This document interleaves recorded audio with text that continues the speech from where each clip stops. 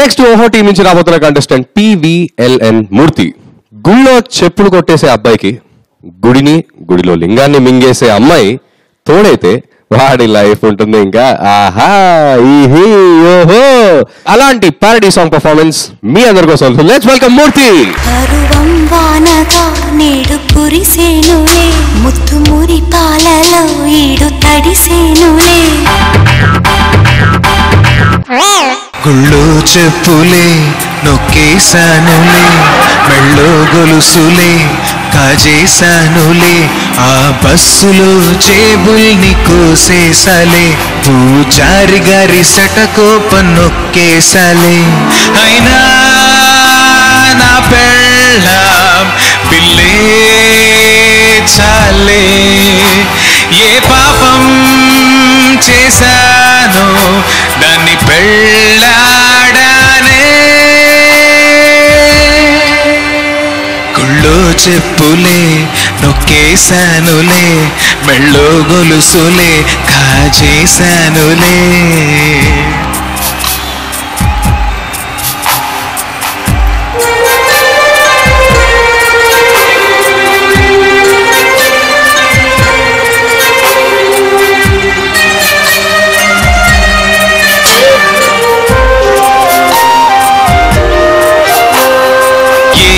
Market తెయ్యమో దాన్నే పట్టింది ఎప్పుడో ఏ మేకప్ మోహినియో నాకే పెళ్ళాళ్ళ దొరికే.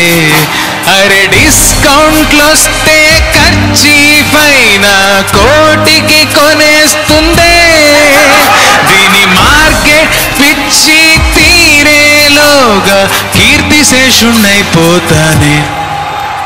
గుళ్ళో చెప్పులే నొక్కేసానులే మెళ్ళో గొలుసులే కాజేసానులే.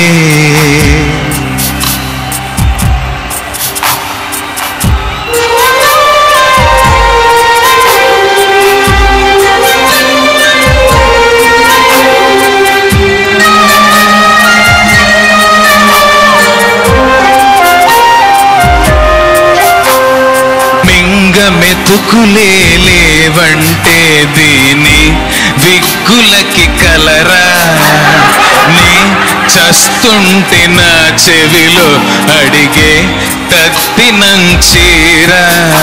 అరే అడుక్కునేవాణ్ణి చిల్లర అడిగే మొహమే ఇదిలే ఏ షాపు కనబడిన ప్రదక్షిణం చేయందే వదలదు కదా. గుళ్ళో చెప్పులే నొక్కేసానులే మెళ్ళో గొలుసులే కాజేసానులే ఆ బస్సులో జేబుల్ని కోసేసాలే పూజారి గారి సటకోపం నొక్కేసాలే. అయినా నా పెళ్ళాం పిల్లే చాలే ఏ పాపం చేశానో దాన్ని పెళ్ళాడానే.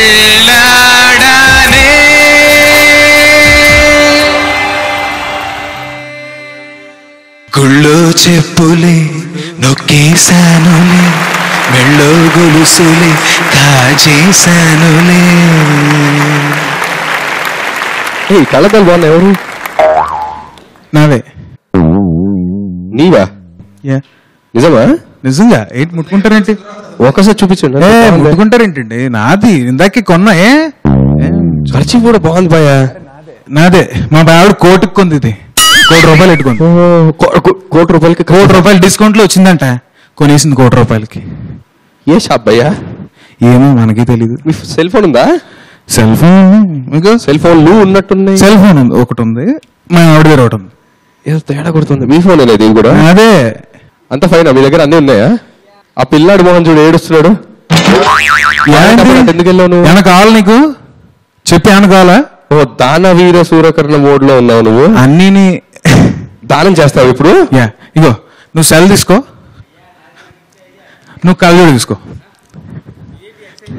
లెవెల్ అయిపోయిందా? అబ్బో సార్, దొంగతనం చేయటమే కాకుండా పంచుతున్నాడు సార్.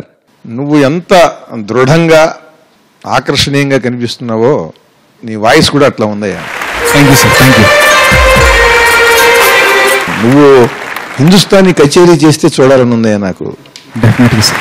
ఏం వాయిస్ లాంటి వాయిస్. మన ఆహా ఈహి ఓహో కార్యక్రమాల్లో పాడిన పాటల్లో నీ కంఠస్వరం అంత చక్కగా ప్రస్ఫుటంగా పలికిందనమాట దీంట్లో. ఈ థ్యాంక్ యూ పాట సార్, థ్యాంక్ యూ. చాలా బాగుంది. Thank you sir, thank you. Thank you sir. Chandra గారు. యాక్చువల్గా దొంగమూర్తి అండి. దొంగ కోపం రావాలి, కానీ తన వాయిస్ తోటి మమ్మల్ని అందరినీ కూడా మంచి పరిమితం చేసేస్తున్నారు. దొంగిలించాడండి. యాక్చువల్గా మా చిన్నప్పుడు అండి, నేను 5వ తరగతి చదువుతున్న టైంలో శంకరాభరణం సినిమా వచ్చిందండి. వచ్చినప్పుడు ఆ టైంలో సినిమా పాటలన్నీ సూపర్ హిట్లు అండి. ఇది శంకర నాథ శరీరాపర అనేసి ఈ ఒక్క పదం ఒక్కటి కూడా మాకు ఆ వయసు మాకు తెలియదని అర్థం కాదు. అయినా కూడా బాలు గారు అంత అద్భుతంగా పాడారండి. ఆ పాటను ఇన్వాల్వ్ అయిపోయి మేము పాడుకునే వాళ్ళం ఆ పాటలు. చిన్నప్పుడు గోళీకలు ఆడుకుంటున్నప్పుడు, క్రికెట్ ఆడుకుంటున్నప్పుడు, పరిగెడుతున్నప్పుడు, స్కూల్కి వెళ్తున్నప్పుడు అక్కడ అదే పాట. అలాగా ఇప్పుడు ఈయన వాయిస్ అలా మమ్మల్ని రీచ్ అందులో అక్కడికి తీసుకెళ్ళిపోయింది. అంటే అంత మీరు దొంగ అయినా కూడా, అంటే తీసుకున్న పాట కాన్సెప్ట్ ఏదైనా కూడా మీ వాయిస్ ద్వారా మమ్మల్ని ఎక్కడికో తీసుకెళ్ళిపోయిందండి. అలాగే చంద్రమహేష్ గారు మీరు అన్నారు శంకరాభరణం పాట మాకు అర్థం తెలియకుండానే మేము ఇలా పాడేవాళ్ళమని. ఆ పాటకున్న ప్రత్యేకత అండి అది. మరి విశ్వనాథ్ గారు, మరి బాలసుబ్రహ్మణ్యం గారు, మహాదేవన్ గారు, వేటూరు గారు వాళ్ళందరూ ఏదో ఒక దివ్యాంశలతో దిగొచ్చారు నిజంగా ఆ సినిమాకి. నాకు ఒక ఆయన చెప్పాడు, ఎంఆర్ఓ గారు, ఒక ఊళ్ళో ఈ బార్ అండ్ రెస్టారెంట్ ఉంటుంది కదా, బార్లో కూర్చుని వాళ్ళు కావాల్సినటువంటి పానీయాలు తాగుతూ ఆ శంకరాభరణం పాటలు పెట్టమని వాళ్ళ. అంటే తాగేదేమో మందు, ఆల్కహాల్, కానీ అంటే సంస్కారం ఏమో అక్కడ ఉంది. దీనికేమో ఆ వ్యసనానికి అలవాటు పడిపోయారు. శంకరాభరణం పాటలు పెట్టలేదు, శంకరాని సతే సామజ వరగమన అవన్నీ వింటూ ఇవి పుచ్చుకునేవాళ్ళ. నాకు ఒక ఎంఆర్ఓ చెప్పాడు, అంత అట్లా పట్టేసినాయండి ఆ పాటలని. చాలా అద్భుతమైనటువంటి విషయం చెప్పారు. Thank you sir. Thank you judges. Thank you Murthy. All the best.